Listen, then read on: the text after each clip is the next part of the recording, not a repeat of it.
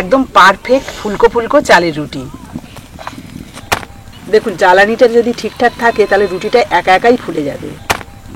আর এই চালের রুটিগুলো কতটা নরম তুলতুলে হয়েছে একটা আপনাদের এইভাবে চেপে দেখিয়ে দিচ্ছে। এই দেখুন মুঠোর মধ্যে চলে আসছে। আর আজকের এই চালের রুটিটা মাংস ছিল বাড়িতে, তাই মাংস দিয়েই খাবে। আমার ভাগনা এসছে, ভাগনাকেই দিচ্ছি। এই না প্লিজ।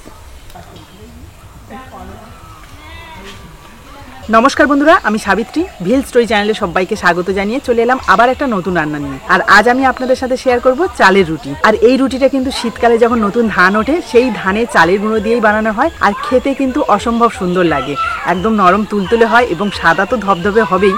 আর তার সাথে একদম হালকা ফুলকা কীভাবে হবে সেটাই আর শেয়ার করব, একদম সহজ পদ্ধতিতে। আপনারা চাইলে সহজে বানিয়ে নিতে পারবেন। আর এই শীতের সময় এই চালের রুটিটা চিকেন কষা কিংবা নলেন গুড়ের সাথে খেতে অসাধারণ লাগে। আপনারা শুরু থেকে শেষ অবধি ভিডিওটা দেখুন, আশা করি খুবই ভালো লাগবে। চালের রুটি বানানোর জন্য সবকিছু গুছিয়ে রান্নাঘরে বসে পড়লাম। প্রথমে উনুনটা ধরিয়ে নিলাম, এবার একটা কড়াই বসিয়ে দিচ্ছি। আপনারা অনেকেই আছেন চালের রুটি বানাতে গিয়ে বিভিন্ন রকম সমস্যায় পড়েন, কিন্তু আজকের ভিডিওটা যদি সম্পূর্ণ আপনারা মনোযোগ দিয়ে দেখেন তাহলে কিন্তু ঠিকঠাকভাবে বাড়িতে বানাতে পারবেন। কড়াইয়ের মধ্যে দিয়ে দিলাম 3 কাপ জল, দিয়ে দিচ্ছি পরিমাণ মতো নুন। এবার এই জলের মধ্যে দিয়ে দেবো 3 চামচ সাদা তেল। আর এই তেলটা দিলে রুটিটা কিন্তু খুব সুন্দর নরম হয়। এবার ঢাকা দিয়ে জলটাকে ভালোভাবে ফুটিয়ে নেব। প্রায় 2 মিনিট মতো ভালোভাবে জ্বালানি দিয়েছি। আর দেখুন জলটা ভালোভাবে ফুটে গেছে। এবার আমি এই ফুটন্ত জলের মধ্যে দিয়ে দেবো 2 কাপ চালের গুঁড়ো। আমি যেহেতু 3 কাপ জল নিয়েছি আর 3 কাপে 2 কাপ চালের গুঁড়ো দিচ্ছি। প্রতি 1.5 কাপ জলে 1 কাপ চালের গুঁড়ো দেবেন। ঠিকঠাক পরিমাপটা যদি চাল আর জলের হয় তাহলে কিন্তু রুটিগুলো একদম পারফেক্ট হবে। এখানে আমি আতপ চালের গুঁড়ো নিয়েছি, আপনারা চাইলে যে কোনো চালের গুঁড়ো নিতে পারেন। 1 কাপ 2 কাপ। এবার এই চালের গুঁড়োটা কিন্তু আমি কোনোভাবে নাড়াচাড়া করব না, এইভাবে ঢাকা দিয়ে রাখবো 5 মিনিট। আর এই সময় আঁচটাকে লো টু মিডিয়ামই রাখছি। 5 মিনিট হয়ে গেছে, এবার ঢাকনাটা খুলে নেব। এবার চালের গুঁড়োটাকে ভালো করে মিশিয়ে নেব এই জলের সাথে। হ্যাঁ দেখুন, দেখুন চালের গুঁড়োটা জলের সাথে মেশানোর সময় আঁচটাকে প্রায় নিভিয়ে দিয়েছি। চালের গুঁড়োটাকে আবার 5 মিনিট মতো ঢাকা দিয়ে রাখবো। ফিরে এলাম 5 মিনিট পর। কি সুন্দর একটা ঝরঝরে ভাব এসে গেছে, কিন্তু এটাকে ভালো করে এবারে মেখে নিতে হবে। তার জন্য আমি একটা বড় পাত্রের মধ্যে নিয়ে নিচ্ছি। আর এই চালের ডোটাকে বানানোর জন্য এইভাবে গরম অবস্থায় ভালো করে মেখে নিতে হবে। প্রায় 5 থেকে 7 মিনিট আমি ভালো করে মেখে নেব। এইভাবে কিন্তু গরম অবস্থায় মাখতে হবে। যদি খুব গরম লাগে তাহলে কিন্তু হাতটাকে একটুখানি ঠান্ডা জলে ভিজিয়ে নেবেন। এটাকে ভালো করে মাখলে কিন্তু রুটিটা একদম পারফেক্ট ভাবে হবে।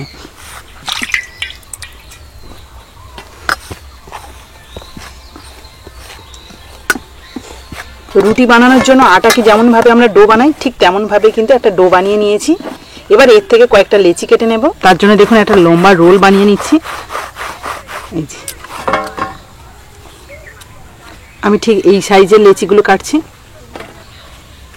এবার একটা একটা লেচি ভালো করে 2 হাত দিয়ে গোল করে নিচ্ছি। যেমন ভাবে রুটি বানানোর জন্য আমরা লেচিগুলোকে গোল গোল করে থাকি ঠিক তেমন ভাবেই সবগুলো লেচি গোল গোল করে নিলাম। এবার একটা নিয়ে নিচ্ছি রুটির মতো বেলে নেওয়ার জন্য। আর বাকি লেচিগুলো আমি ঢাকা দিয়ে রাখবো। আর আপনারা চাইলে কিন্তু সুতির কাপড়ও চাপা দিয়ে রাখতে পারেন, তা না হলে উপরের অংশটা একটু শুকনো মতো হয়ে যাবে।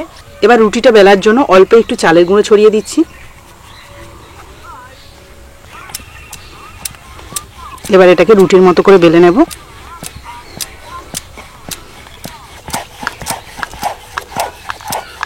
দেখুন রুটিটাকে আমি যতটা সম্ভব পাতলা করে বেলে নিয়েছি। আর এই যে সাইডে যে ফাটা ফাটা অংশ দেখতে পাচ্ছেন, এটা দেখে কিন্তু কোনো ভয় পাওয়ার কারণ নেই, কারণ চালের রুটি মানেই এই সাইডের অংশগুলো হালকা ফেটে যায়। এবার আপনারা যদি একদম চাঁদের মতো গোল চান তাহলে কিন্তু কোনো একটা বাটির শেপে বা প্লেটের শেপে কেটে নিতে পারেন। আমি একটা প্লেট নিয়েছি, এই প্লেটের শেপেই কেটে নেব, সেটাও দেখিয়ে দিচ্ছি আপনাদের। এবার একটা ছুরির সাহায্যে এইভাবে কেটে নেব। এই দেখুন, এই তো দেখুন চারদিকটা সমান করে কেটে নিয়েছি। এই অংশগুলো ফেলে দেওয়ারও কারণ নেই, কারণ এগুলো পরে রুটিতেও ব্যবহার করতে পারবো। দেখতে দেখুন কত সুন্দর লাগছে। সবগুলো রুটি বেলে নিলাম। এবার এক এক করে ভেজে নেব। তার জন্য তাওয়া বসিয়ে দিয়েছি, আর তাওয়াটাও বেশ ভালোভাবে গরম হয়ে গেছে। এবার একটা একটা রুটি সেঁকে নেব। দেখুন কত সুন্দরভাবে চালের রুটিটা ফুলে যাচ্ছে। আপনাদের বলেছিলাম না, একদম হালকা ফুলকা চালের রুটি। এই দেখুন কত সুন্দরভাবে ফুলে উঠলো দেখুন, একদম পারফেক্ট ফুলকো ফুলকো চালের রুটি।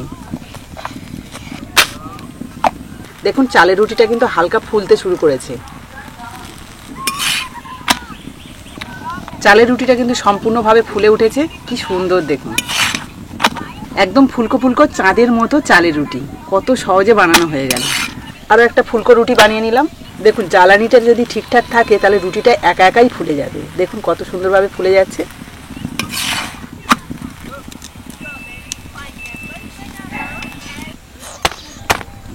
তো বন্ধুরা আপনারা দেখতে পেলেন কত সহজে এই চালের রুটিটা আমি বানিয়ে নিলাম, একদম হালকা ফুলকা এবং গোল গোল চাঁদের মতো।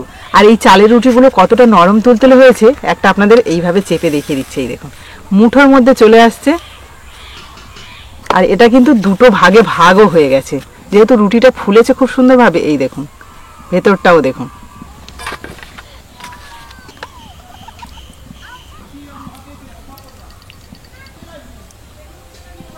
আর আজকের এই চালের রুটিটা মাংস ছিল বাড়িতে, তাই মাংস দিয়েই খাবে। আমার ভাগনা এসছে, ভাগনাকেই দিচ্ছি। এই না ক্রিস, খেয়ে বলো তো কেমন হয়েছে। রুটিটা নরম হয়েছে। আমাদের ভাইরাল যে রাজুদার পকেট পরোটা রয়েছে সেটা যতটা না নরম, তার থেকে কিন্তু চালের রুটি বেশি নরম। এই দেখুন হাতের মুঠোর মধ্যে চলে যাচ্ছে। আর এটা খেতে আরো বেশি ভালো লাগবে, যেহেতু এটা অয়েল ফ্রি এবং চালের গুঁড়ো দিয়ে তৈরি। তো বন্ধুরা গ্রামের দিকে প্রত্যেকের বাড়িতে কম বেশি করে কিন্তু নতুন ধান উঠছে, আর এই ধানের যে চালের গুঁড়োটা হয় সেই চালের গুঁড়ো দিয়ে এইভাবে রুটি বানিয়ে সবাই মিলে খাবেন। আমি তো বাড়িতে চিকেন ছিল বলে তাই দিয়েছি ওকে, তবে আপনারা নলেন গুড় দিয়েও খাবেন, ভীষণ ভালো লাগবে।